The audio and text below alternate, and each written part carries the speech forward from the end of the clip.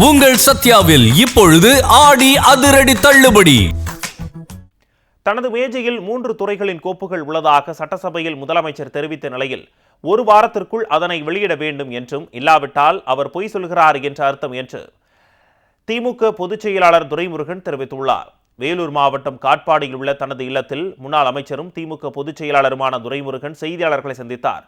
அப்போது பேசிய அவர், நிதி நெருக்கடி என்று கூறிவிட்டு எம்எல்ஏக்களுக்கு கார் கொடுக்கிறார்கள், தங்களுக்கு ஊதிய உயர்வை வழங்காதது ஏன் என்று தூய்மை பணியாளர்கள் கேட்பது நியாயமானதுதான் என்று தெரிவித்தார். சட்டமன்றத்தில் பாட்டு பாடுபவர்களுக்கு அவையின் மரபு தெரியவில்லை என்று கூறினார். 3 துறைகளின் கோப்புகள் தனது மேஜையில் உள்ளதாக கூறிய முதல்வர், அதனை வெளியிடாமல் இருப்பது ஏன் என்று கேள்வி எழுப்பிய அவர், ஒரு வாரத்திற்குள் அந்த கோப்பை திறக்காவிட்டால் சட்டசபையில் அவர் தவறான தகவல்களை தெரிவிப்பதாகத்தான் அர்த்தம் என்றும் கூறினார். அதுதான் எதிர்கட்சி தலைவர் சேலஞ்சு பண்ணார். தைரியம் இருந்தா நீங்க அந்த பெண்டோரா பாக்ஸை ஓபன் பண்ணுங்க, என்ன இருக்குன்னு நானும் பார்க்கிறேன், தரேன்றாரு. திறக்க வேண்டியதானே? நீ எங்களை தானே சொல்ற, எங்களுக்கு தரேன்றோ, நாங்க பர்மிஷன் கொடுத்துருப்போம், திறக்க வேண்டியதானே? திறக்கலைன்னா ஒரு தவறான தகவலை முதலமைச்சர் சொல்லி இருக்கிறார்னு அர்த்தம். ஒரு வாரத்துக்குள்ள திறக்கலை அப்படின்னு சொன்னாக்கா ஒரு பிரிவிலேஜ் மோஷன் கொண்டு வரணும்.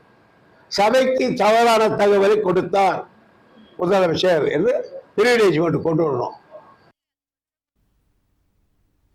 நீர்வளத்துறை அமைச்சர் மானிய கோரிக்கையின் போது இலாக்கா குறித்து எதுவும் பேசாமல் முதல்வரை புகழ்ந்து மட்டுமே பேசியிருக்கிறார் என்று விமர்சித்தார்.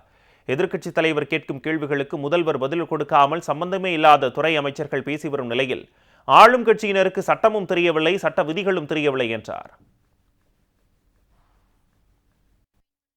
இன்னைக்கு முதலமைச்சருடைய 3 ஃபைல் எழுதி கொண்டான்னு கேட்டார்கள் சொன்னாலே, முதலமைச்சர் பேசாம இருக்கிறாரு.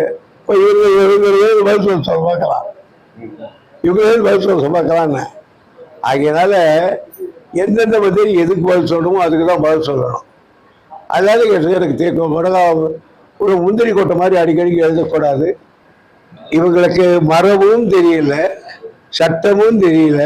சட்டமன்றத்தில் ரூல்ஸ் புக்கு கொடுப்பாங்க, அது கொடுத்தாங்களா இல்லையான்னு எனக்கு தெரியல.